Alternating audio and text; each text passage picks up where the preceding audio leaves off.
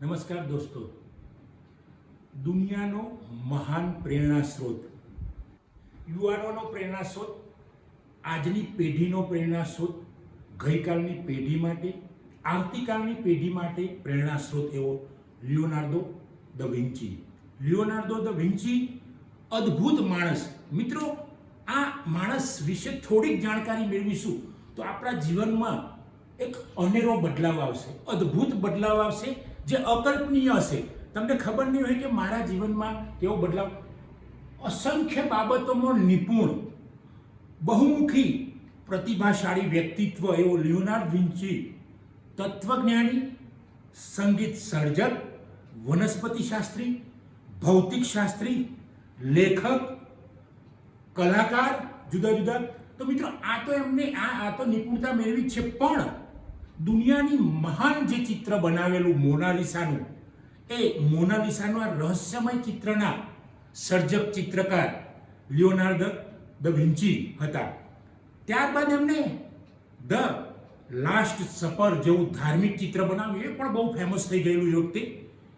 મિત્રો, વિજ્ઞાનમાં પણ એમણે, વિજ્ઞાન અને એન્જિનિયરિંગમાં એમણે હેલિકોપ્ટર, શસ્ત્ર ટેન્ક, પેરાશૂટ જેવા ચિત્રો એ વખતે બનાવેલા, અને એના પરથી જે અત્યારે આધુનિક સમયમાં હેલિકોપ્ટર, શસ્ત્ર ટેન્ક અને પેરાશૂટ ચાલે છે, આપણે જોઈ રહ્યા છે. મિત્રો, આ માણસની મગજ અને હાથની એવી કરામત હતી કે એ બંને હાથે લખી શકતા હતા, બંને હાથે અલગ અલગ લખવું. આ બાજુ લખતા હોય કોઈ વિષયમાં તો બીજા હાથે. આ બહુ મોટી વસ્તુ છે મિત્રો, મોટી નહીં, સ્પેશિયલ વસ્તુ છે, અકલ્પનીય લાગે આપણને. એ તો ઠીક છે, પણ એ સિવાય એ એવા અક્ષરો લખતા કે જે દર્પણમાં જુઓ તે સીધા લાગે, અને આપણે એને સામાન્ય રીતે જોઈએ તો ઉલટા લાગે. તો આવા એમની એ કલામાં પણ એ નિપુણ હતા. એમણે માનવ શરીરના 30 જેટલા મૃતદેહોને અંદરથી એને ડિસેક્શન કરેલું, એમનું પૃથ્થકરણ કરેલું, કારણ કે ચિત્રોને વધુ મજબૂત બનાવવા માટે. માત્ર ઉપરથી ચિત્રો દોરવા એવું નહીં, પણ માણસની અંદર અથવા તો કોઈ પણ કૃતિ બનાવતા હોય, કોઈ ચિત્ર બનાવતા હોય, તો એની અંદર પણ શું સમાયેલું છે એના વિશે જાણવા માટે એમને પ્રતિબંધ હોવા છતાં 30 જેટલા મૃતદેહોનો એનાલિસિસ કરેલું. મિત્રો, એ બહુ મોટા આર્કિટેક્ચર પણ હતા, ઇમારતી ડિઝાઇનના માસ્ટર, શિલ્પકાર, બહુ મોટા શિલ્પકાર.